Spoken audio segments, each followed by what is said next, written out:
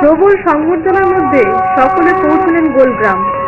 উদ্বোধন করলেন সজলধারা।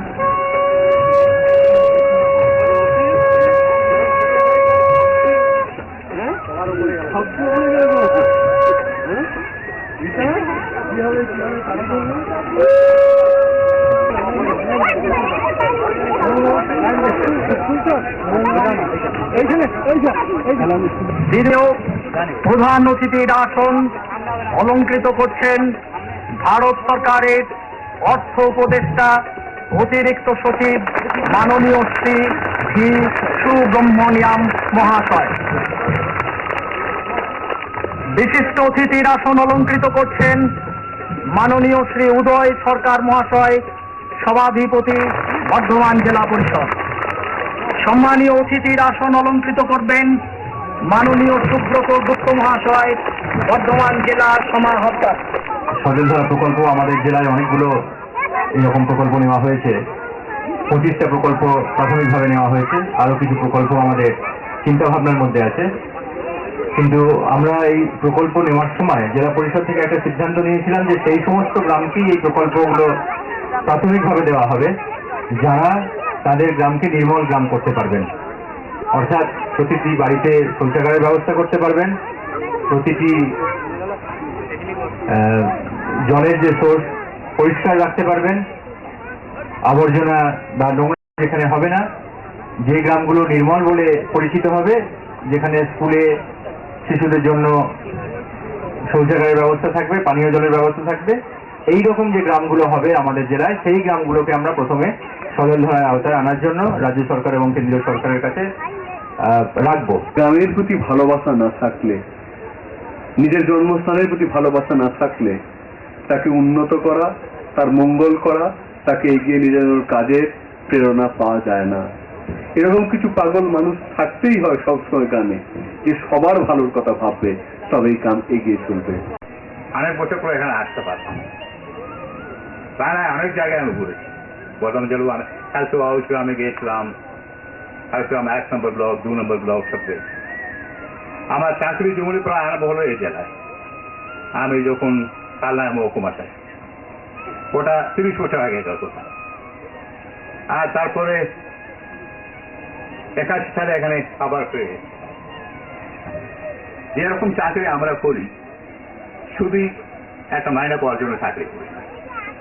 আমাদের চাকরিতে একটা বড় সুযোগ আছে, লোকের সঙ্গে মিলেমিশে কাজ করা, কিছু ভালো উন্নয়নের কাজ করে দেওয়া, আপনাদের স্নেহ পাওয়া, এইসব আমাদের খুব ভালো লাগে। সুব্রহ্মণ্যম স্যারকে অনুরোধ করব যে আপনার সামনে যে বোতাম দুটি আছে, সবুজ বোতাম দুটি, এই বোতাম দুটিকে দাবিয়ে আপনি আমাদের এই প্রকল্পের শুভ উদ্বোধনটা ঘোষণা করুন।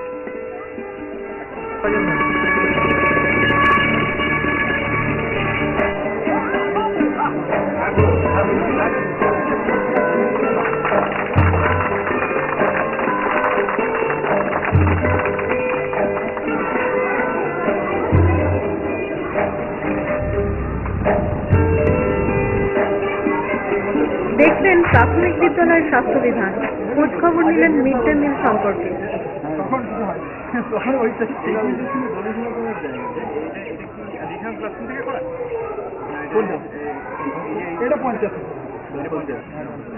এটা একজন ডোনেট করেছে, ওই যে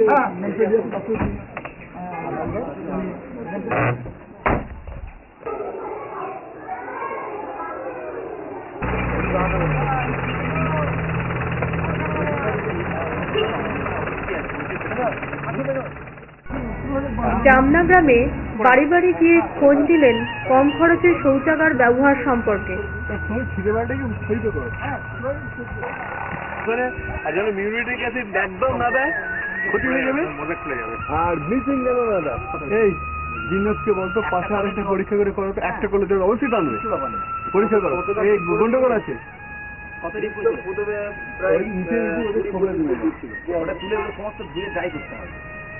না আমি বলছি একটা সাইডে করুক, তখন এটা অফ করে দিই।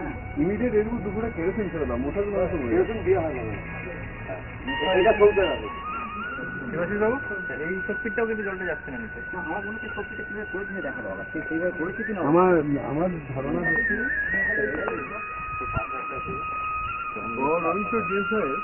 এখানে ওয়াটার টেবিলটা এত নিচে পুকুরে জল রাখতে পারো